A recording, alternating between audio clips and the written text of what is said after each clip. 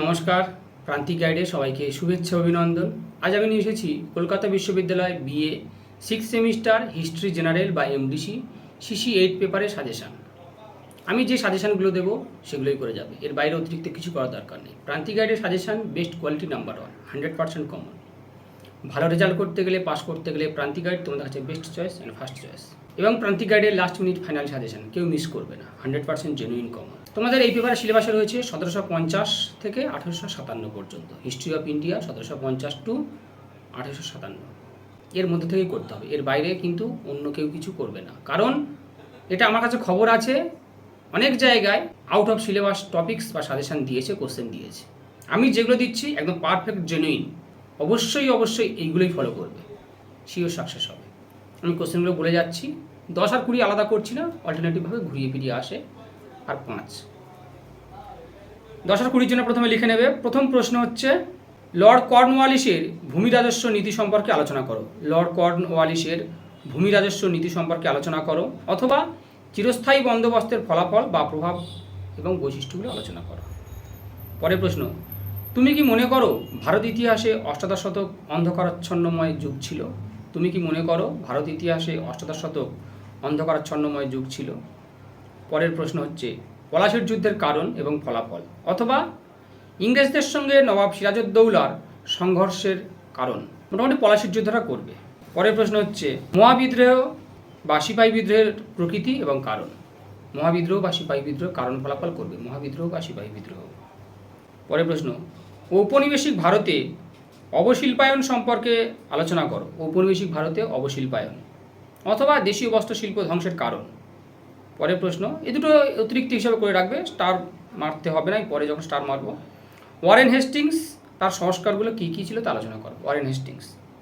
আর Lord William বেন্টিকের সংস্কার, Lord William বেন্টিকের সংস্কার।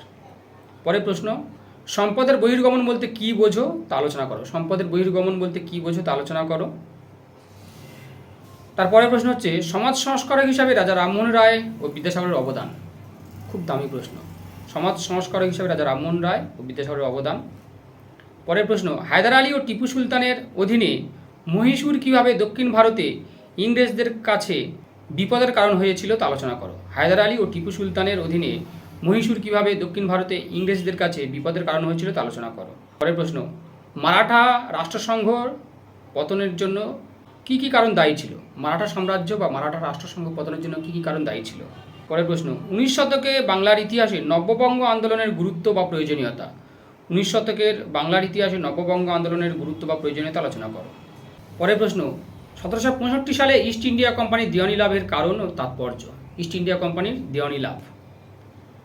1770 সালে মন্বন্তর বাংলার অর্থনীতিকে কতটা প্রভাবিত করেছিল? 1770 সালের মন্বন্তর বাংলার অর্থনীতিকে কতটা প্রভাবিত করেছিল?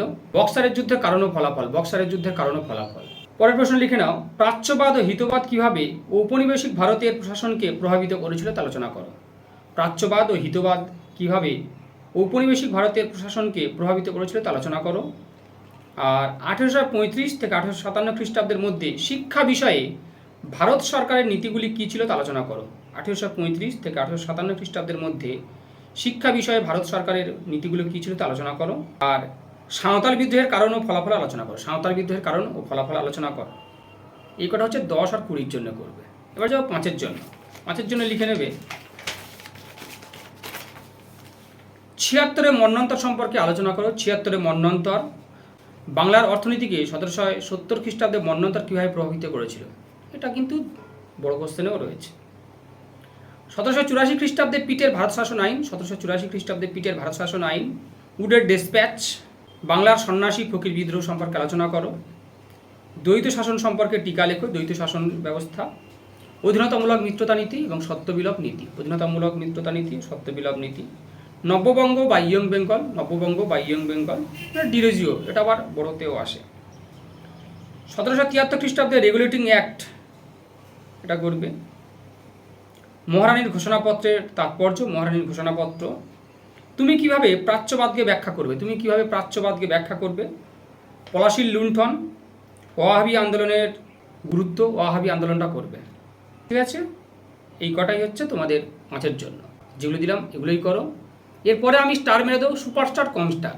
প্রান্তিক গাইডের লাস্ট মিনিট ফাইনাল সাজেশন কেউ মিস করবে না, এটা বলে রাখছি। আর যারা এই পেপারের নোটস নিতে চাও স্ক্রিনে দেন আমার যোগাযোগ করবে, সমস্ত কিছু হেল্প পেয়ে যাবে।